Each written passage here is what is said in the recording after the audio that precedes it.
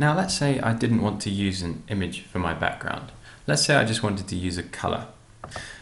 I'm just going to quickly delete these two, selecting them and pressing delete. Now, in order to do a color, it's exactly the same process, but we have to just create a new layer instead. So I'm just going to click here on the little folded piece of paper to create a new layer, layer 1.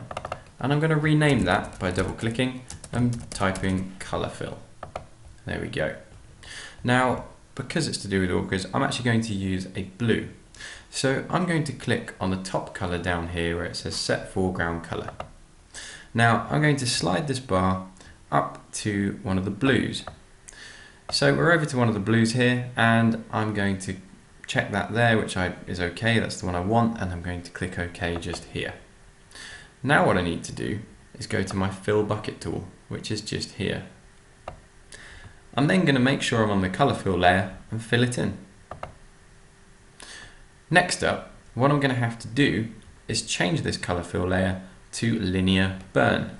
So I'm going to change it just here from normal to linear burn. You'll notice I can now see the shapes. Next up, I just need to select my top pop-up. As you can see, I've named it correctly, and I'm going to hold Control and I'm going to click. Now what I do is I go to my color fill layer once I've got that selection, and all I need to do now is click mask, which is the rectangle with the circle in the center. So you can see I've now got a nice blue background. Now if I want to duplicate that onto this one, all I need to do is duplicate this layer by pressing Ctrl and J, and then with my move tool and my boxes ticked, I can drag that down and pop that onto this one. And there we go, two blank blue backgrounds.